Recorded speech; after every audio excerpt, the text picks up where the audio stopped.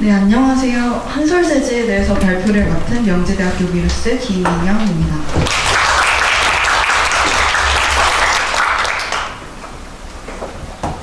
저희는 한솔재지에 대해서 현재 주가 14,800원, 적정 주가 17,465원, 상승률 18%로 투자 의견 바이를 제시하며 발표 시작하도록 하겠습니다. 목차는 이렇게 구성하였고, 첫 번째는 투자 아이디어 부분입니다. 최근 전자책의 사용이 굉장히 늘고 있고, 또 주변에 보면 패드를 이용한 필기가 굉장히 늘고 있는 모습을 볼 수 있는데요. 저희는 이러한 모습들을 보면서 제지 산업이 사양 산업이라고 판단하였습니다. 그래서 사양 산업에 속한 제지 기업들이 어떻게 이 난관을 헤쳐가고 있는지가 궁금했고, 이 난관을 잘 헤쳐나가고 있는 기업이 궁금해져서 기업들을 찾아보던 중 한솔재지를 발견하게 되었고, 결과적으로 한솔재지를 분석하게 되었습니다. 먼저 산업 분석 부분입니다. 종이를 생산하고 유통하는 과정은 크게 봤을 때 원재료 제조업, 제지 제조업, 수요 산업, 이렇게 세 가지의 산업으로 나누어집니다. 원재료 제조업에는 종이의 가장 큰 그리고 가장 중요한 원재료인 펄프 제조업이 대표적이라고 말씀드릴 수 있습니다. 한솔재지 같은 경우에는 제지 제조업에만 속해져 있고, 제지 기업에 따라서 펄프 제조업도 함께 영위하는 기업이 있지만, 한솔재지 같은 경우에는 제지 제조업에만 속해져 있기 때문에 산업 분석에서는 제지 제조업에만 포커스를 맞춰서 분석해 보도록 하겠습니다. 수익 모델에 따라서 산업을 따로따로 분석해 드릴 텐데요. 가장 첫 번째 수익 모델은 인쇄용지입니다. 인쇄용지의 원재료는 펄프이고, 인쇄용지를 만드는 과정에서 들어가는 다른 화학약품 같은 경우에는 원재료가 아니라 부재료로 들어가고 종류가 너무 많기 때문에 따로 기입하지 않았습니다. 인쇄용지의 종류에는 아트지, 백상지, 정보용지 이렇게 크게 세 가지가 있고, 인쇄용지의 대표적인 경쟁 요인에는 품질, 생산 규모, 설비의 노후화 정도, 운영 효율성 이렇게 네 가지가 있는데요. 여기에서 중요한 점은 인쇄용지의 경쟁 요인들은 가격적 요인이 아니라 비가격적 요인이 경쟁 요인으로서 더 중요하게 반영된다는 것이 큰 특징입니다. 인쇄용지 산업의 특성에 대해서 간단하게 말씀드리도록 하겠습니다. 첫 번째로 서정류 제품이 생산 감소하고 있습니다. 이 부분은 투자 아이디어에서도 말씀드렸던 부분인데, 또 전자매체가 발달하면서 소비와 공급 증가율이 둔화하고 있습니다. 지금 구체적으로 보여드리자면, 지금 앞에 보이시는 그래프는 종이책과 전자책 시장 규모의 변화를 나타내고 있습니다. 위에 보이시는 파란색 그래프가 종이책 시장이고, 밑에 보이시는 주황색 그래프가 전자책 시장입니다. 이를 보시면 종이책 시장 규모는 점점 줄어들고 있고, 전자책 시장 규모는 점점 증가하고 있음을 알 수 있습니다. 그래서 인쇄용지 시장 규모는 점점 줄어들고 있고, 이 표를 보시면 연평균 성장률은 마이너스 4.18%로 굉장히 사양산업에 접어들었다는 것을 알 수 있습니다. 다음 수익 모델은 산업용지입니다. 산업용지도 가장 중요한 원재료는 펄프인데, 거기에 부수적으로 재활용 보지 또한 원재료로 사용됩니다. 산업용지의 종류에는 택배 상자에 많이 활용되는 판지, 그리고 화장품 포장지 같은 것에 많이 사용되는 고급 포장재가 있습니다. 산업용지의 경쟁 요소에는 네 가지가 있는데, 차별적인 원가, 생산 규모, 설비 노후화 정도, 운영 효율성 이렇게 네 가지가 있습니다. 인쇄용지와는 다르게 산업용지에서는 가격적 요인과 비가격적 요인이 모두 중요한 경쟁 요소로서 작용합니다. 산업용지의 산업 특성에 대해서 말씀드리자면, 산업용지는 인쇄용지에 대해서 고부가가치를 창출하는 기업 산업입니다.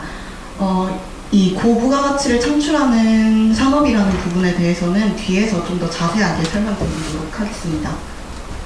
또 이 산업에 대해서는 말씀드렸던 고급 포장재에 대한 수요가 증가하고 있어서 업황이 좋아지고 있고, 또 전자상거래 성장세에 기반해서 택배 물동량이 이렇게 보이시는 그래프와 같이 증가하고 있는데, 이에 따라서 택배 상자에 대한 수요도 증가하고 있기 때문에 산업용지의 성장세는 연평균 3.12%로 인쇄용지에 비해서 굉장히 좋은 편입니다.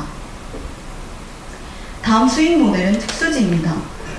특수지의 특성은 가장 큰 특징이 다양한 지종이 있다는 것인데요. 옆에 보시면 가멸지, 감압지, 펜시지, 기능지, 잉크젯 용지, 라벨지 이렇게 6가지 종류가 나와 있는 것을 보실 수 있는데, 사실 기업마다 이 하나하나의 하위 분류에도 굉장히 많은 종류가 들어가기 때문에 이 특수지라는 산업 자체가 굉장히 다양한 지종을 가품 중 소량 생산을 하는 체제라고 생각하시면 될 것 같습니다.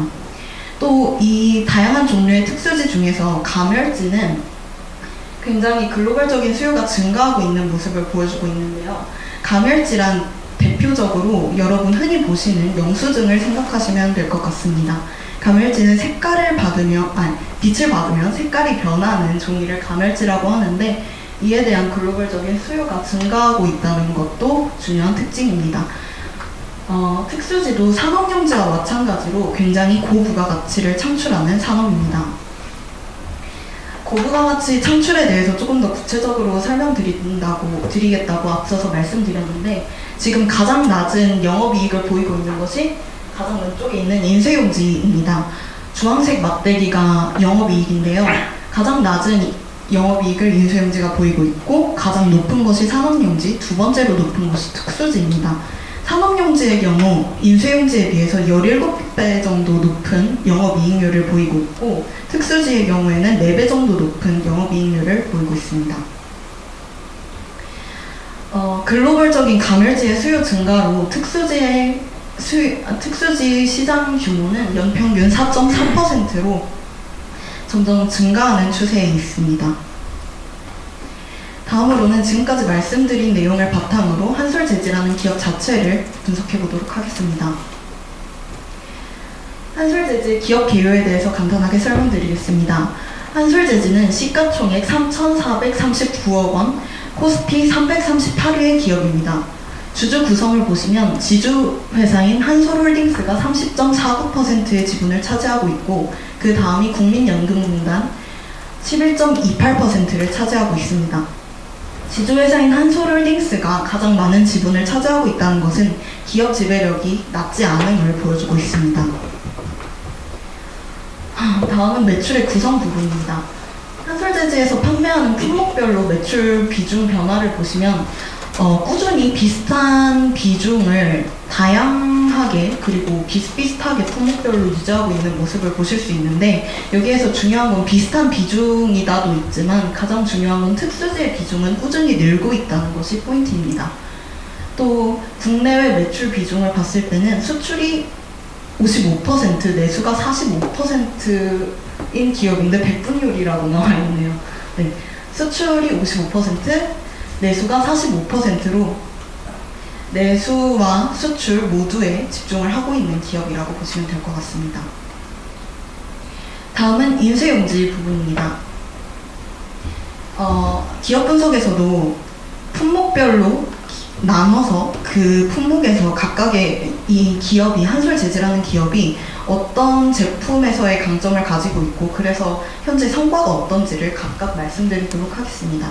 일단 인쇄용지에 있어서 한솔재지가 가지고 있는 강점은 품질과 운영 효율성, 신규 수요 창출, 이렇게 세 부분인데요. 품질에 있어서 평활성, 색상을 통한 높은 균일성과 선명도를 가지고 있는 것이 한솔재지 인쇄용지의 특징입니다. 또 운영 효율성이 있어서 국내 유일의 포사이클 퍼워 생산체제를 통해서 빠르게 생산을 할 수 있는 시스템을 갖추고 있는데요.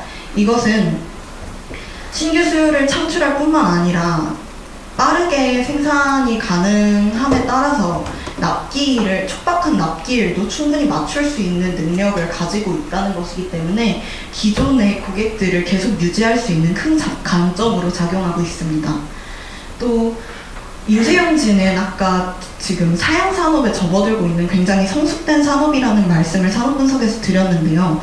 이렇게 성장성이 낮고 성숙된 산업의 경우에는 신규 수요를 창출하는 것이 굉장히 중요합니다.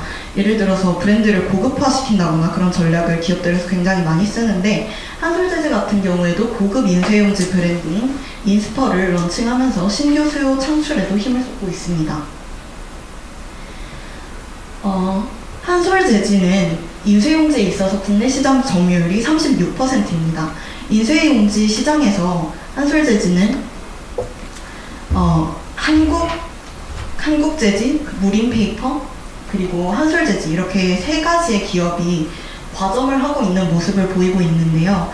그래서 이쪽에서 보시다시피 인쇄용지는 사양 산업이기 때문에 한솔재즈에서 계속 투자 금액을 줄여나가고 있는데도 불구하고 과점 시장이기 때문에 매출액은 비슷한 수준으로 유지되고 있는 것을 보실 수 있습니다.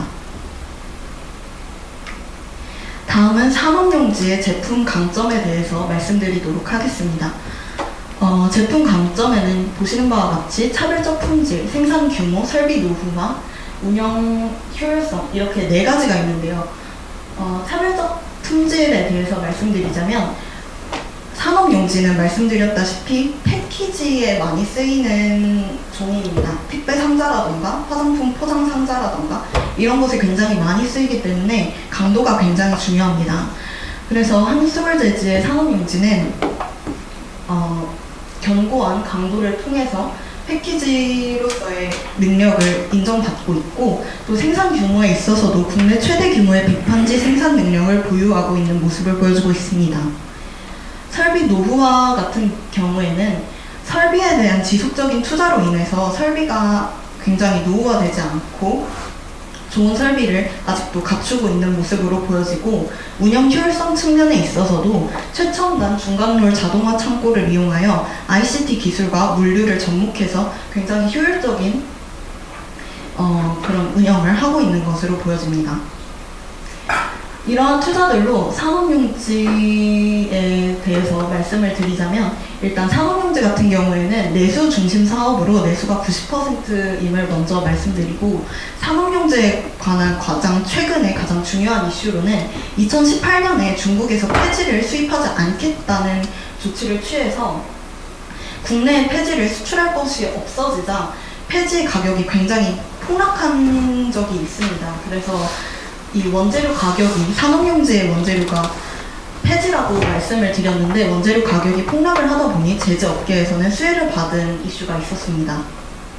또 말씀드렸다시피 택배 건수가 증가하면서 택배 상자의 수요가 늘어나서 제재업계가 호황을 보고 있다는 이슈도 있습니다. 그에 따라서 산업용지의 매출액은 점점 더 늘어나고 있는 모습을 보이고 있고, 산업용지 투자액도 꾸준히 높은 수준을 유지하고 있는데, 2016년에 높았던 이유는 이 산업이 자본 집약적 산업이기 때문에 생산 설비를 보강하거나 더 늘리는 거에 돈이 좀 한 번에 많이 나가는 경향이 있습니다. 그래서 2016년에는 좀 특이할 정도로 많이 투자금이 지출됐다고 보시면 될 것 같습니다. 다음은 특수지 부분입니다. 한솔재즈의 특수지는 인쇄 품질이 우수하고 다양한 종류와 제품이 준비되어 있고 설비의 생산성이 굉장히 좋습니다. 특수지 같은 경우에는 다양한 종류의 다품종 소량 생산 체제가 흔하다고 말씀을 드렸는데, 한솔재즈 같은 경우에도 다품종 소량 생산 체제를 유지하고 있습니다. 일단 먼저 우수한 인쇄 품질에 대해서 설명을 드리자면, 발생면성, 내구성, 내열성, 평활성, 보존성 등이 모두 우수한 모습을 보여주고 있고, 또 설비 생산성에 대해서 말씀드리자면 2018년에 가멸지 생산 설비의 전환 투자가 완료된 모습을 보여주고 있습니다. 마지막으로 다양한 종류의 제품이 있다는 말씀을 드리고 있는데, 다양한 종류의 제품이 있는 이유는 그냥 아무렇게나 만들어서 다양한 종류가 있는 것이 아니라, 최근에 그런 얘기 많이 들으셨을 거예요. 이 영수증에 발암물질이 있다, 몸에 안 좋은 어떤 성분이 있다, 그래서 영수증 만지기를 꺼려 하시는 분들이 있으신데, 그게 영수증에 사용되는 BPA라는 성분 때문입니다. 그런데 한솔재즈에서는 그래서 그런 고객의 니즈를 반영하여 한솔 가멸지 그린이라는 제품을 출시했는데 그 제품에는 문제가 되는 성분인 BPA가 포함되지 않습니다. 그러한 방식으로 고객의 니즈를 충족시키는 다양한 품종의 특수지를 출시하고 있습니다. 이러한 노력들로 한솔재지의 특수지는 내수 비중이 10%인데도 국내에서 85%나 시장을 점유하고 있습니다. 그렇기 때문에 특수지의 매출액은 이렇게 점점 증가를 하고 있고 특수지의 투자 금액 또한 굉장히 높은 수준인데 산업용지와 마찬가지로 2017년에 투자 금액이 확연히 높은 이유는 아까 말씀드렸던 2018년에 완성된 설비 전환 투자 때문입니다.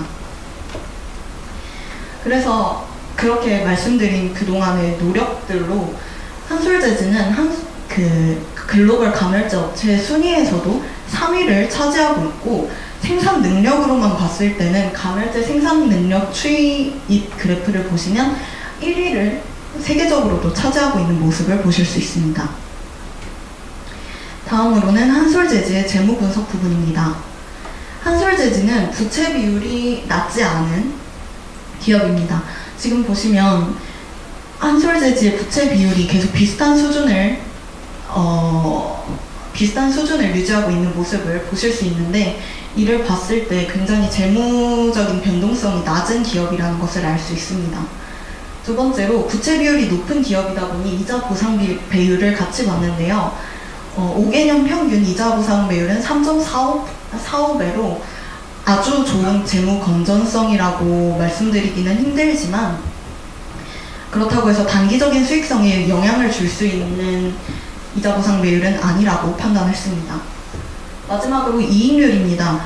이익률은 점점 파란색이 매출액인데 매출액이 점점 늘어가고 있는데 2019년에서 갑자기 낮아져 보이는 것은 아직 4분기 매출액이 나오지 않아서 이렇게 보이시는 거라고 생각하시면 되고 또 가장 궁금해하실 만한 것이 영업이익률이 2017년에 갑자기 떨어진 것을 궁금해하실 수 있는데 2017년에 갑자기 영업이익률이 떨어진 이유는 이때 원재료인 펄프의 가격이 올랐기 때문입니다.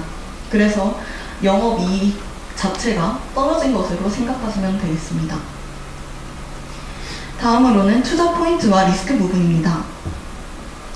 투자 포인트는 인수용지에 비해 산업 성장률이 높은 특수지와 산업용지에 투자를 늘리고 있다는 것이고 리스크로는 펄프 가격 변동에 따른 주가의 변동과 환유형 그리고 이자율 위험이 리스크입니다.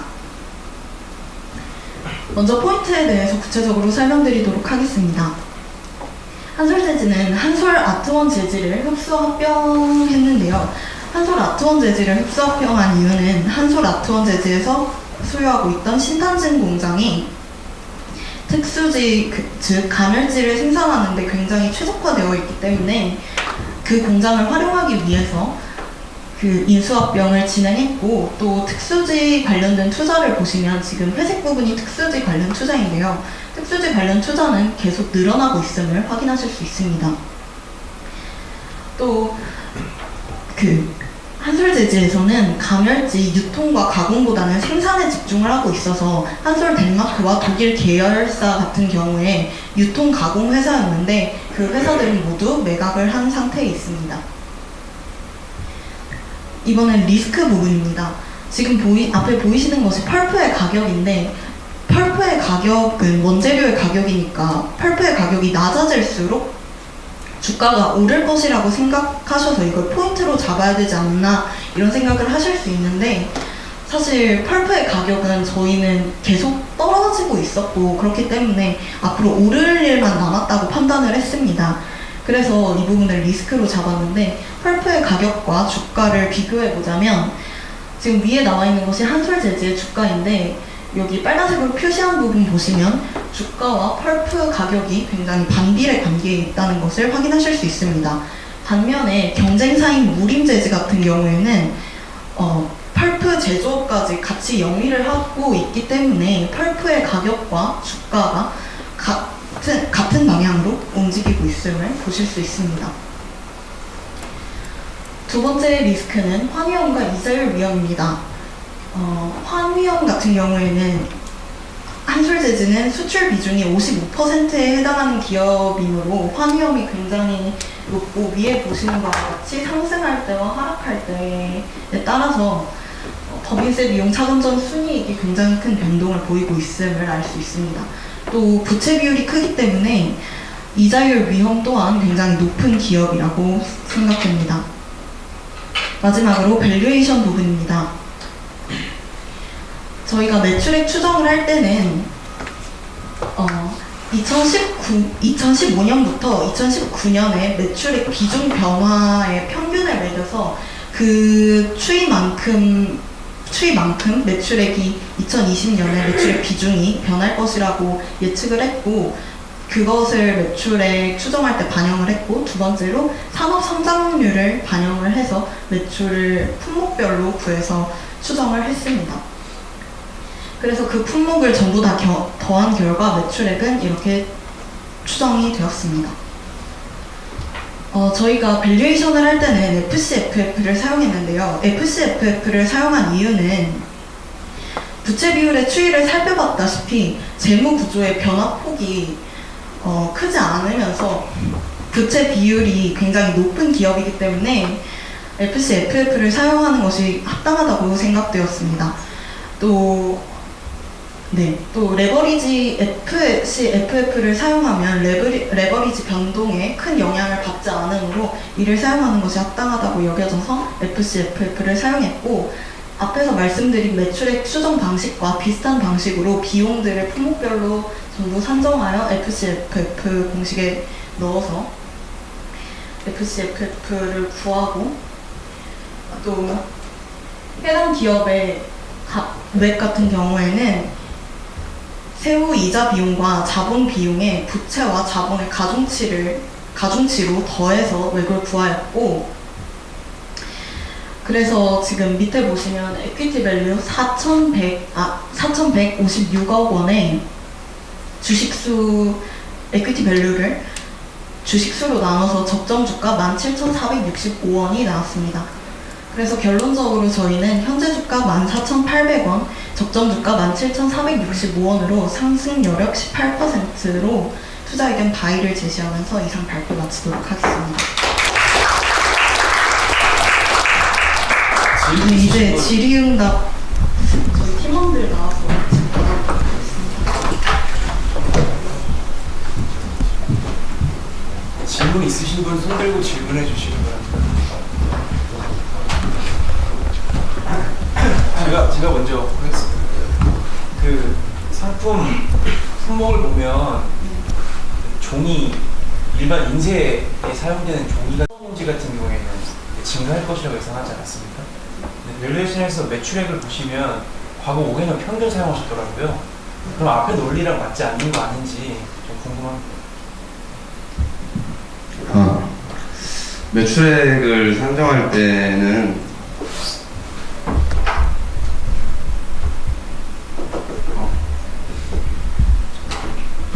제가 과거 5개년 평균이 아니고 그 과거 5개년 전 평균 성장률을 죄송합니다. 매출액을 그렇게 산정한 게 아니고, 이제 19년도 매출액 같은 경우에는 매출액 좀 켜주시겠어요?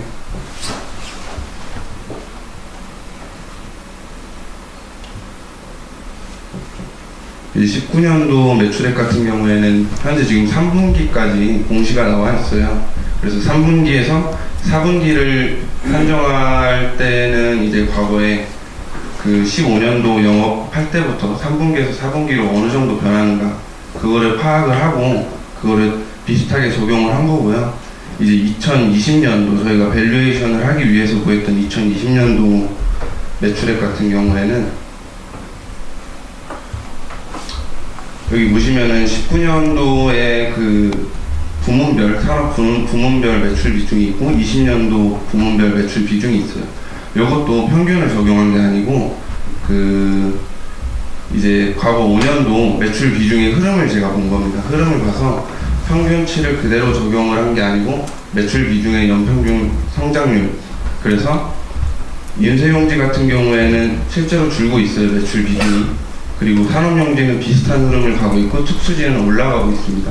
그걸 적용해서 19년도에서 20년도로 갈 때 인쇄용지의 매출 비중은 줄고 산업용지는 비슷한 수준이고 특수지는 올라가는 상태로 이제 매출 비중을 저희가 산정을 한 거고요. 그리고 아까 산업 분석에서 말씀드렸던 산업 시장의 성장률을 거기에 같이 적용을 해서 2020년도 매출액을 구한 겁니다. 혹시 질문이? 추가적으로만 두 개 정도 더 있는데 네네. 그 아까 투자 포인트에서 사양 산업 중에서 선방하고 있는 기업을 찾았다라고 말씀하셨잖아요. 투자 아이디어에서 네. 사양 산업인데 잘 방어하고 있는 게 어디가 있을까 해서 상승대지를 선택하셨다고. 네. 지금 보시게 되면 매출액 성장률이 한 3-4% 정도라고 예상하셨는데 이 정도의 매출액 상승한 기업을 선택할 바에는 차라리 고성장하는 기업을 선택하는 게 낫지 않을까라고 생각을 하는데 어떻게 생각하시는지 궁금하고, 두 번째로는 뭐 운영의 효율성 뭐 이런 부분에 대해서 제품별로 설명해 주셨는데 그런 거를 말할 때는 좀 시계열적으로 분석을 하던가 비교 기업과의 어떤 비교를 통해서 정량적으로 어떤 부분이 나은지에 대해 설명을 하는 게 조금 더 납득이 된다 생각하는데, 단순하게 그냥 좋다 뭐 이런 식으로만 말씀해 주셔가지고 와닿지가 않거든요. 그래서 혹시 분석하신 게 있으면 어떤 점에서 운영의 효율성이 있는지 한솔제지가 구체적으로 듣고 싶습니다. 저희가 이제 다 같이 조사하긴 했는데 어느 정도 파트에 나눠서 했기 때문에 산업 파트의 질문에 대해서 먼저 그 다른 분이 답변을 하도록 하겠습니다. 처음에 질문하셨던 부분이 이제 높은 성장률을 보이는 기업을 하는 게 더 좋지 않냐고 말씀하시잖아요. 근데 이제 제시산업 같은 경우에는 진입장벽이 좀 높아요. 이제 고정비가 높은 산업이다 보니까. 그래서 고성장을 하는 기업을 찾을 수 없었고, 그에 비해서 그 고성장하는 기업을 찾을 수 없었고, 그게 첫 번째고요. 그다음 두 번째로 저희가 그 라이벌 기업으로 삼았던 무림은 인쇄용지 산업에서만 이제 영위하는 기업이고, 산업용지 같은 경우에는 무림하고 깨끗한 나라가 약 80%를 먹어요. 그리고 특수제 같은 경우에 저희가 사실상 독점이기 때문에 그 세 가지를 전부 다 영위하는 기업으로는 한솔지밖에 없었고, 그 두 가지 이유로 한솔지를 정하게 되었고요. 그다음 두 번째 질문이었던 운영 효율성 같은 경우에는 저희도 이제 그거에 의문이 생겼어요. 4사이클 per war라는 그 능력, 생산 능력, 속도가 얼마나 빠른 건지 이제 계산을 해보고 싶었고, 그 속도가 얼마나 빠른 건지 고민을 해서 무림도 들어갔거든요. 왜냐면 4사이클 per war라는 게 이제 인쇄용지의 특성이었잖아요. 그래서 무림 페이퍼 그리고 무림 PMP 두 가지 기업에 들어가 봤는데 이제 거기는 생산 속도가 약 1600 무슨 이렇게 써 있더라고요. 근데 그건 알겠는데 그 다음에 한솔제를 들어갔을 때 그 내용이 없었어요. 근데 그래서 저희도 그 생산 효율성에 대한 속도는 구할 수 없었지만, 보시면은 그 4사이클 워 볼 수 있어요. 그게 이제 국내 유일이라고 나와 있거든요. 그거에 따라서 이제 단납기 대응 빠른 시일 내에 종이를 만들어야 될 때 만들 수 있다는 부분이어서 사실 비교 대상은 없지만 명확한 부분이기 때문에 찾고 싶었지만 찾지 못했고, 그 명확한 부분이기 때문에 장점으로 넣을 수 있다 생각해서 넣게 됐습니다.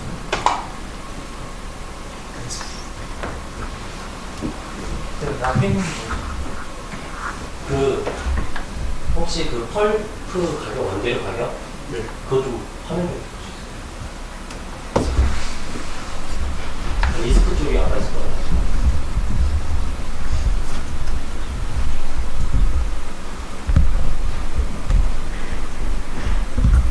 그럼 앞으로 이 가격이 상승한다는 것으로 팀이 추정하시는 않을까요? 네. 네, 그러면은 혹시 그에 대한 부분은 다 밸류에 다 적용이 됩니다. 아니요, 이거는 적용하지 않았고, 사실 요거는 기업이 제일 중요한 게 영업이익 아니에요. 매출액인데 그게 그러면은 영업이익을 통해서 FC 에펙트 그런 것일 텐데, 네. 미래에 대해서 그 에빗을 구할 때 왜 그런 부분들을 혹시 했으면은 이게 정말 리스크가 성장하면 과연 다이를 외칠 수 있는지 다 추가 보니까 너무 반비례하는 상황인데, 근데 네네. 아까 펄프랑 주가 관계를 설명해드렸던 사진 같은 경우에는 이제 펄프가 어느 정도 영향을 미치는 거지, 사실 그래프가 반비례로 보이긴 했지만 모든 시기가 다 그렇게 흘러가진 않아요. 그래서 어느 정도 영향을 미친다고 저희가 리스크에 넣었던 거고, 이 지금 펄프 가격이 앞으로 상승할 거라고 예측은 하지만 그거를 저희가 밸류에이션 할 때만 적용을 하지 않았던 건, 이거 같은 경우에는 물론 예측을 하면 좋지만 사실 저희가 예측할 수 없는 부분이잖아요. 그리고 환위험이나 이자율 위험과 똑같은 논리로 이거는 변동할 경우에 영향을 미칠 뿐이지 사실 우리의 그 역량으로는 알 수 없는 정보다 해서 투자 리스크에 넣었던 겁니다. 아, 그러면은 영업이익 발생은 과거와 똑같이 흘러갈 것이라고 예측하고 가실까요? 네, 영업이익 같은 경우에는 과거와 비슷하게 흘러갈 거라고 예상을 하고 왜냐면 보니까 매출 비중이 계속 달라지거든요. 이 기업은. 근데 자신이 사업하는 영역에서도 각각의 부문적인 영업이익이 있을 거 아니에요? 그럼 전체적으로 이 기업이 취하고 있는 영업이익의 틀이 다 달라지지 않나요? 영업이익의 틀은 저희가 바꿨어요. 매출 비중에 따른 부문별로 매출액을 산정을 하고 부문별로 영업이익을 산정하고 비용을 산정하고 그렇게 했기 때문에 반영을 했지만 이 펄프가 어떻게 흘러갈지에 대한 그 리스크에 따른 변동은 저희가 적용하진 않았습니다. 투자 포인트는 아니죠.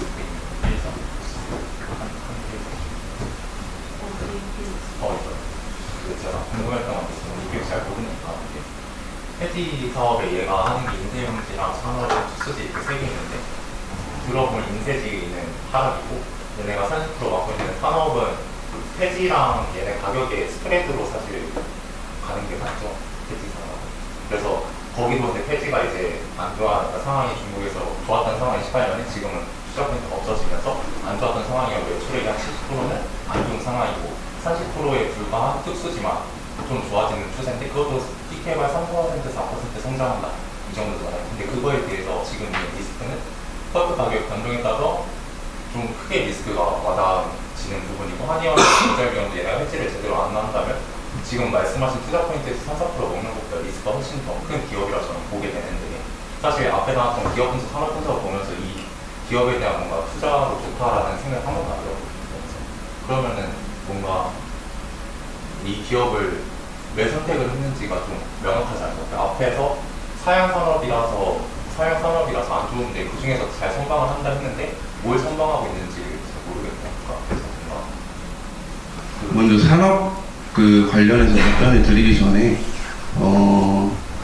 이제 한솔재지 같은 경우에 제지 산업에서 나름 선방을 한다는 거지 저희가 이제 바이라고 의견을 제시했던 건 저희가 적정 주가를 산정했을 때 지금 주가보다는 높다는 얘기입니다. 그게 이제 앞으로 성장성이 뛰어나다는 뜻으로 저희가 말씀드린 게 아니고 적정 주가가 있는데 현재 주가는 그거보다 낮은 위치고 실제로 이 밸류에이션 할 때 저희가 림을 못 썼던 이유는 지금 기업의 폴로워 가치조차 그 반영을 못하는 주가를 보이고 있어요. 시장 참여자들이 좋지 않은 전망을 보이기 때문에 지금 림은 기초적으로 자기 자본에 대한 밸류를 깔아두고 그 위에 자녀의 이익을 얻는 방법이잖아요. 그래서 그 기초적인 그 자본도 반영하지 못하는 주가인데 실제로 우리가 산정을 해보니 지금 정도는 아니고 조금은 더 올라도 된다. 이렇게 먼저 밸류 측면을 말씀드리고 산업에 관련해서는 질문 다시 한번 산업 관련. 그냥 산업 자체가 일종의 사양 산업인데 그 중에서 얘네가 누가 그렇게 특별하길래 다른 기업에 비해서 뭐 그렇게 특별한 장점이 이제 앞서 말씀드린 것처럼 인쇄용지는 사양산업이고 제재산업에 포함된 인쇄용지 그리고 산업용지는 이제 성장률이 그래도 어느 정도 3% 나온 상황이고 수주도 그런 상황이잖아요. 근데 앞서 말씀드린 것처럼 이제 그 세 가지를 모두 영위하는 기업은 한솔재지밖에 없었어요. 우림은 인쇄용지가 있고 아까 말씀드린 것처럼 깨끗한 나라는 산업만 했고 수주는 저희 한솔재지가 독점을 하고 있잖아요. 그래서 그런 걸로 봤을 때 사양산업이 인쇄용지도 이제 하지만 또 보시면 매출은 어느 정도 나오고 있고요. 그리고 또 성장률이 좋은 산업용지와 특수지도 하고 있는 기업은 한솔재지밖에 우리나라에 없었고 그거에 봤을 때 제재산업에서 제일 괜찮은 기업은 한솔재지라고 판단을 하게 된 겁니다. 다른 Q&A 있을까요? 마지막 한 번 질문 받고 마무리하겠습니다. 질문 있으신가요? 네, 없으시면 질문 받도록 하겠습니다.